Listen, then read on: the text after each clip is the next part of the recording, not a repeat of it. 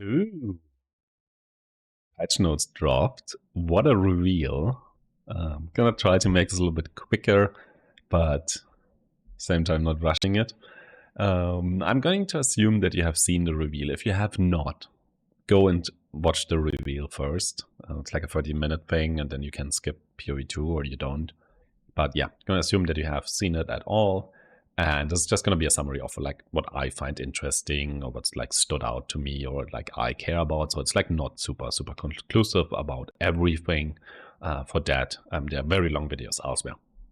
So let's get right into this. Gone. Helm, boot, and belt enchants are gone from the labyrinth. Helm, obviously, probably the most impactful there.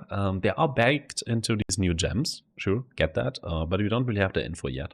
So there might be a lot of things that are gone or very different. That also includes the reservation efficiency, right? So some builds might needed some aura reservation efficiency stuff that was available. That is completely gone. We are losing the really cool boot enchants. I'm mostly sad about those, honestly. Like, I'm okay with not needing or, yeah, having FOMO about helm enchants. It was always like a real pain to get them. So that's probably good if that's gone, like if that pain is gone. But also to be fair, it removes a very iconic thing about Path of Exile, to be fair, because getting these was very difficult and a very advanced thing to do. But yeah, boot and belt, they had some really cool enchants, but sad that they are gone. But that's how that is. Threshold gems are gone as well. With that stuff, again, probably in the transfigured, whatever, gems in there. And all the alternate quality gems are gone. Again, some of that stuff is baked into something else. So everything is broken, essentially. And without having like the full gem information, it's going to be a little bit of a blind phase. And I can imagine that local identity is a bit in, yeah, he's going to need a lot of energy, I assume. Unless this is super easy to implement, but I don't think it is. Who knows? What do I know? But yeah, stuff gone, lab very different, new funny gems. That's cool. Noteworthy, there are new core uniques, right? Some of them just went over. I believe like comes binding and stuff like that. That's like the, isn't it from the, you know, from last league's thing? Like, what was it called? Trial of the Ancestor, yeah. So you can look through this list if anything of that, any of those you find interesting. Then you can check this list, what's in there now. Ultimatum returns. Interesting about that, I find, is to remember this, that 10th round gives you a chance to meet the Trial Master. And that is in 81 or higher. So that's like T14, I believe. So below that you cannot, you don't have a chance to meet the dude. That's probably kind of interesting to note there. Also really interesting, it doesn't drop loot. Like, finding stuff in the circle doesn't give you any loot, except for the rewards, obviously, but the monsters don't give any loot that's interesting. Still experience, but who cares? And the puzzle pieces that gave you access to the Trial Master before, with most notably the one in Delve, being decent money in Delve, I guess, or at least not that bad. That is not gone, and I assume the drop locations are still the same, but they combine into a new unique jewel, and I don't think we know what that is yet. So it might be actually more valuable than before, but just that there's no longer assemble the map, fight Trial Master. It's, yeah, you actually do Ultimatum now to fight this dude. There's some Metamorph uniques in case you cared about them, because Metamorph is gone. In case you didn't realize, the Catalysts are still there, obviously. Or not obviously, they are still there, and your stash tab, in case you bought that, will be a Ultimatum tab now. So that's fine, and also the Catalysts come from Ultimatum now. That's where you get them. That's kind of cool. Fine with that. Never a big fan of Metamorph. Yeah, it's just gone. That's fine. And Sanctum, just note that the drop rate of the Forbidden Sanctums, they have been reduced, whatever that means, right? So somewhat of a Sanctum nerf if you're planning on heavy Sanctum. Keep in mind that we do not know the new rarity or drop rate of these Forbidden Tomes. They were really plentiful before. Might be terrible now, might be a slight change, I don't know. We will find that out, but if you're banking like full-on Sanctum there, maybe keep that in mind. There's a betrayal. I don't even know if it's a nerf or not, but definitely Vorici does no longer provide white sockets. It was a really cool way to get white sockets. I'm actually quite sad about that one. Like, I don't know. I didn't dabble that much with white sockets. It was rarely maybe to get something really difficult colored. There was a cool way to do that. Maybe that was a bit strong, but I really liked having like a 4-link and getting a socket white or multiple ones, so you can swap out the purities, right? Or for example, if you're a grace character, or character that also has grace, you could just in pinnacle fights and like big boss fights, you could swap out grace because you don't really need evasion in these fights. Since you're not immortal anyway in that case, so you just swap in a purity instead of grace, and then if you have a white socket. So that's kind of annoying. But fair enough. Maybe you can get more 6-links now out of that, or something else. We have to see, or get the weird coloring another way. Another notable change there in terms of gems is if you previously sold a level 20 gem and you got a 20 quality one at level 1 back, that is completely gone except for, at least for skill gems. Still works for support gems apparently, and as long as they're not awakened, they say. So yeah, that is kind of gone. So you basically have to, I mean, in order to get a 2120 gem, you would need now, you basically need to quality them at level 1 already, then get them to 20, and then wall them. Because you cannot get them to 20, wall them, and quality them afterwards, right? That's really not how that works. So yeah, quite a change there. It's probably easier to get the 21 gems now because you just level them and wall them. You do not care about the quality, and then you do the quality thing separate and extra. Not entirely sure, yeah, but that's gone. Was a really cool trick. Again, very iconic thing to do.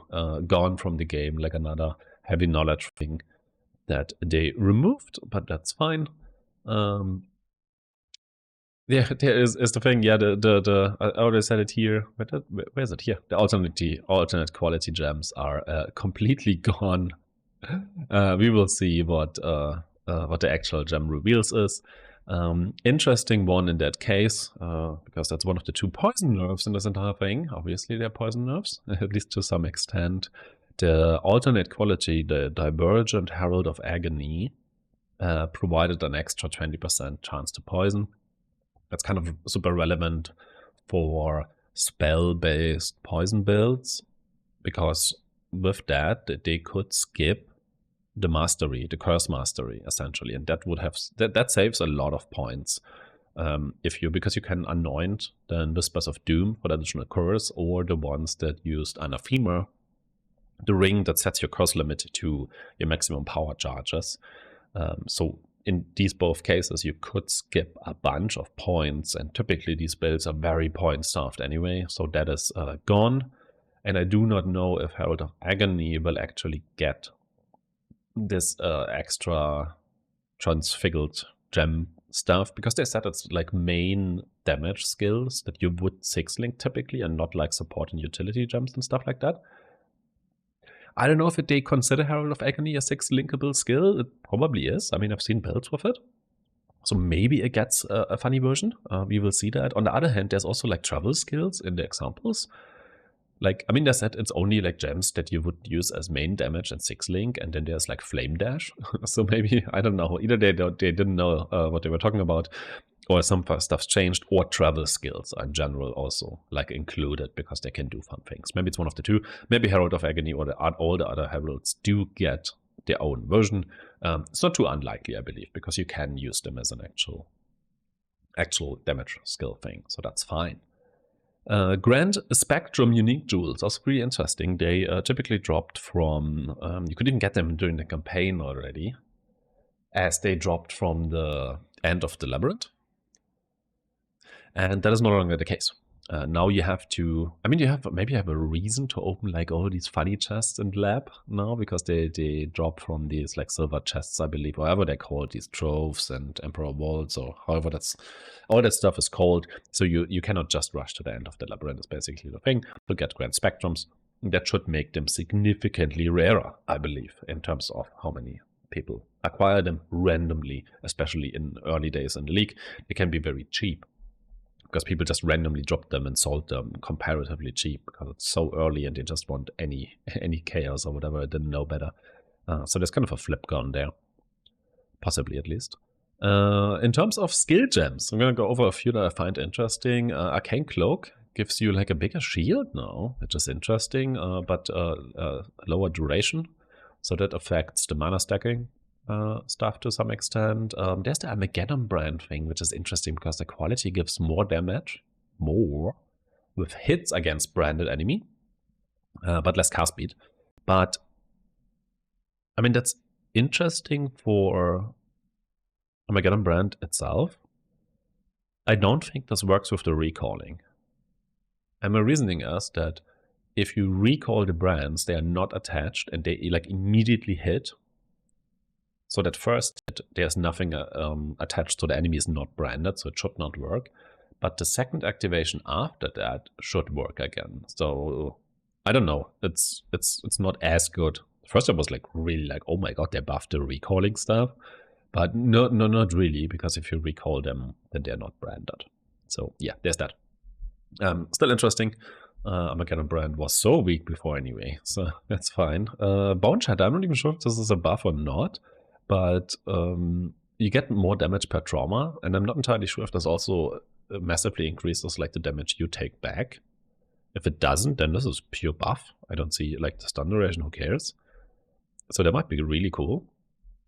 Brand Recall, back on the brands there, has more cooldown recovery rate instead of the attachment rate. And cooldown recovery for the recalling and stuff, that's really good, isn't it? Shouldn't that be like really amazing? Unlike Hierophants that get even more of that stuff. So yeah, maybe in total, the brand recalling Armageddon brand stuff is better now. Cold skills in general, didn't list all of them except for Vortex later, obviously. But they had some changes, like this one, interesting enough. Instead of increased effect of chill, we are getting a more effect of chill there. So that's kind of cool, but in general, less area of effect. So you might want to invest into that stuff more, because I think most of them got like more. As regarding the cold swords situation, they seem to have less area of effect with AoE stuff, but more useful stats, more damage or chill related stuff. So overall, pretty cool. Gonna see what happens with that.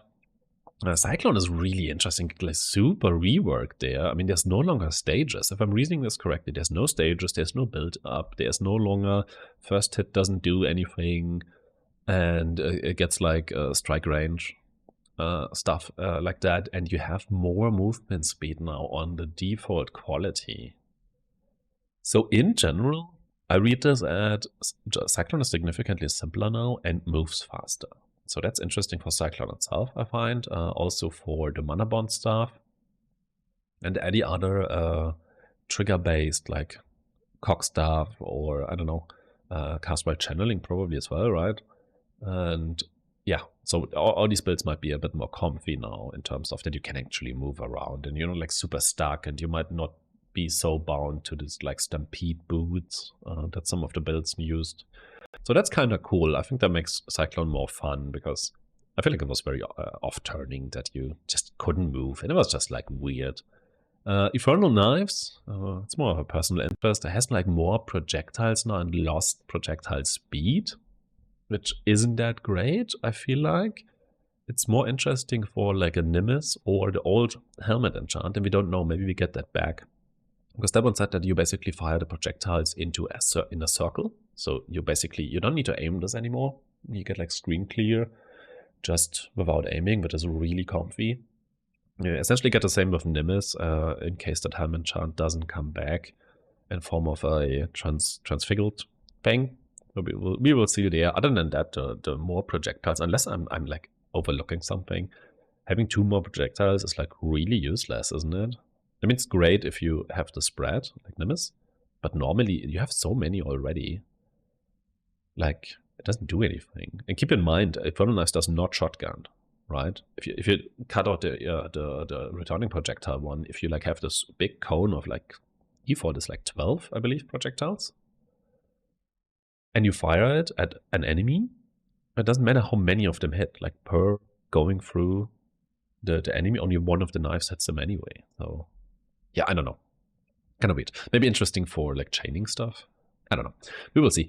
I much rather have the cast speed, I believe, the projectile speed. Mana Bond, interesting enough, gains lightning damage, base lightning damage, up to 10% of missing unreserved mana. It doesn't have that much area of effect again, but still, you that's like essentially the build anyway, isn't it? So that's like a huge buff, isn't it? Like if I have 10, 14k mana, that's what? That's 1,000, 1,400 of base lightning damage. That is a lot, isn't it? Like, am I crazy or is that really good? I don't know. We will see. I bet 1 mana left will tell us. Something else that somebody can tell you. Righteous Fire might be different now. So I guess Pox is really sad right now, unless he has a really good solution for that. But you can probably ask him or see, or you might already have a video. I bet he already has a video on what happened there. But the base fire damage, the flat damage, is gone from Righteous Fire unless it's coming back on the weird gems. So I don't know. So you actually need life and energy shield now, and I don't know how much of that. It sounds like you need a lot to get to the old values. I'm also wondering about like builds that used it before, like the Elementalists, right? Because they don't have that much life typically. So they no longer scale this with gem levels and stuff. So I don't know. Probably ask Pox and be careful with any Righteous Fire. Like run the numbers first, and a lot of that might no longer work as an actual damage skill. Obviously, the thing where you just use it as an additional link essentially obviously still works because that is unaffected. You still get that spell damage or whatever it gives. So that's good. Rolling Magma is really cool quality, I find, because it gets built in chain now. That's really cool, isn't it? Like +2 chain on Rolling Magma, and the shotgunning it can do with that. You know, if mobs are close to each other, you know, it hits one, jumps to the next one, and hits the first one again because it has like the area of effect. So that's kind of cool. I kind of like that because I do like Rolling Magma by now, even though I'm only using it for leveling, but it looks really cool later on. So it might be really cool to have a look at that. Seismic Trap gets the +1 wave that was a helmet enchant before, just baked in. I mean, you're losing the increased physical damage, sure, but you get like an additional wave in there. Really interesting. So I don't know. Poison, Seismic Trap, Pathfinder, early bossing. It's just buffed, isn't it? Like quite a bit. I mean, the one additional wave is a lot. So yeah, we'll see. So maybe I'll look out for that. Steel skills. Super interesting. I've had a little bit of a look at them, and they look really interesting, especially like the splitting steel ones. They look really cool and interesting. And if I'm reading this correctly, the entire thing where you have to press the Call of Steel first and then shoot a few times and then press it again, and obviously there's no longer this pull then, this extra damage you're getting there. But that's like gone, right? Isn't it just really good in general, in total? Unless these steel shots gave other stats and stuff and craziness that I don't know about. And you're getting the impale stuff, and I believe they already did impale stuff with this mechanic. So yeah, look out for these steel skills. They might be really, really interesting now and less annoying, right? You don't have this constant, I need to press my steel call stuff there, right? So yeah, look out for those. Vortex, that's the other, or one of the cold dot things, and probably the most interesting here is it has a cast time now. So no more just dropping vortexes on left click. So was instant before, it is no longer. Obviously this can be reduced and can be made better. On the other hand, it doesn't have a cooldown anymore. However, keep in mind that vortex does not stack. So if you went ahead and like put every 0.75 seconds, put a vortex on the ground and they overlap, that doesn't work, right? It doesn't deal more damage. Only one of them at the time. It got a little bit damage nerf here and quite a damage nerf there. So yeah, but you can put more of them, which doesn't really matter for like single target. So I don't know. It gets like a radius there instead of the area of effect. A lot of that changed. Some just changed wording, I believe. I'm not entirely sure how the conversion was on this thing in terms of units and meters and kind of thing. You need to look that up if it's bigger now or not. Doesn't really matter. So yeah, be really careful with the cold dot starter kind of thing. So anything vortex and whatever that might be. Very different now. Yeah, can't really tell. I mean, it would be another button to manage, which is already a lot. So that might be annoying for people, right? And on the other hand, you can just place it where it needs to go instead of like running towards a pack and then it drops before the pack and then you have to wait at the pack. So that's gone. But yeah, careful with that stuff. In general, support gems, none of them really stood out to me, but overall their quality and stuff seems really better. Like, it just feels better. It's like kind of cooler. I feel like a bunch of them are just straight up number-wise also beneficial, the changes. And they're just cooler. They're just a bit more interesting. That's what I said, what they intended. And just looking at it, I feel like they have achieved that. So very happy about that, actually.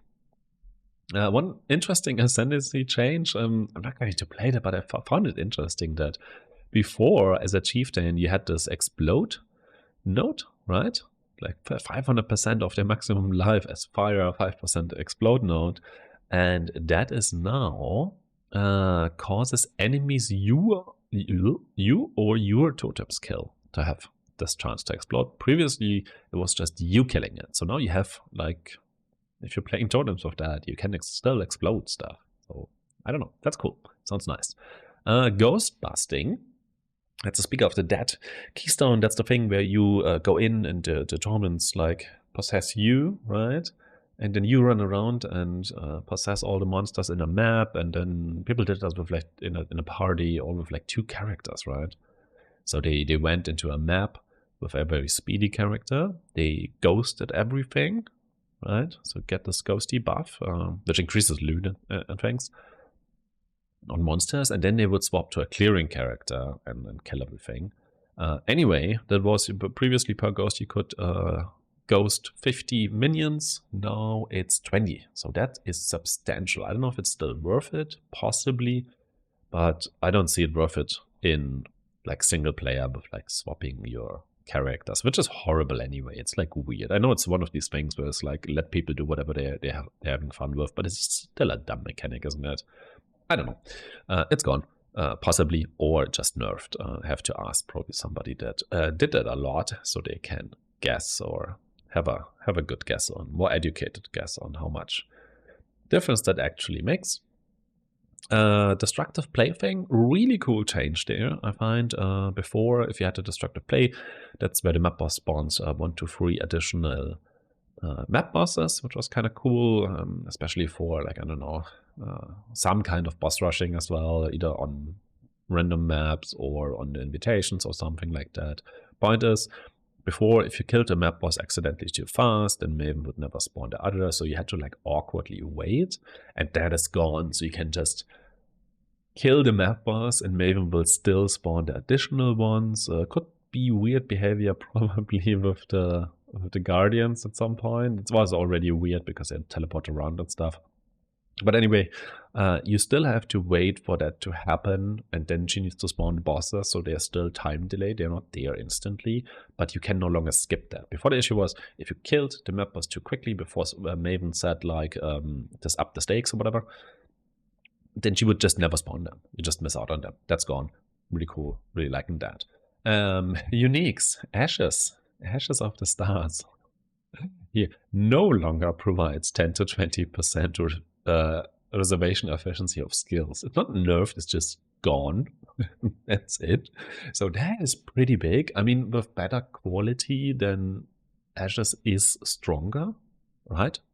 So it got hugely buffed on one hand because like the quality it provides has way more impact now, but the reservation efficiency is gone. So yeah, I bet Standard is like very interested in Ashes now. So if you want to make a few divines in Standard for no reason, then probably have a look how many Ashes you actually still have. Especially really well rolled ones in that case. On the other hand, Heat Shiver got such a bad nerf. It went from 100% to 30% of cold damage, like as extra fire. So I don't know if it's even usable anymore, but I don't know. I think it's really sad because people really like this and they did mostly really bad builds with it anyway. So yeah, I don't know, but it's kind of gone. That's sad. The new amulet, the replica Dragon's Fang. I was really looking forward to this one. Got immediately nerfed. Obviously, it's the one that has like +3 levels to a specific skill, like I don't know, seismic trap skills or I don't know, whatever skills, and you could like divine it and then to get the correct skill. I mean, you would obviously not do that because chances are too low. Has a 5% nerf across the board, which is not too terrible. Like you lost 5% on the all res, you lost, that's the big one, 5% basically on the reservation efficiency as well. So another reservation efficiency nerf. Quite a bunch of them actually, like on Ashes, on this one, and on possibly on the reservation of the auras, like the Helmet Chance. So that's kind of gone, and the attribute requirements is also like 5% lower now in total, because low end and the high end both. In all cases, got -5%. Still fine, probably. I mean, obviously, still definitely fine. It's totally okay, but maybe you need to look out for that some of your endgame stuff is bricked now because of the reservation efficiency. Keep in mind there are jewels also for that, and you can make your enlighten higher. So yes, options. If you were looking on the Camp Spirit gloves for rage stuff, that went from like 1 rage per 300 life, 1 rage per 100 life to 1 rage per 300 life. So that's a significant difference. I haven't really played much with that, so I'm not entirely sure if it actually bricks anything. Probably it does, right? So yeah, I can imagine people were looking out to have like early rage builds with this. Be aware. Also, if you've been a discharge enjoyer, then this is gone. Because the Relicash boots, they no longer give you charges, right? There was this bug where you could like weapon swap and yeah, you didn't meet the attribute requirement nonsense. And that gave you like on a weapon swap like full giant charges.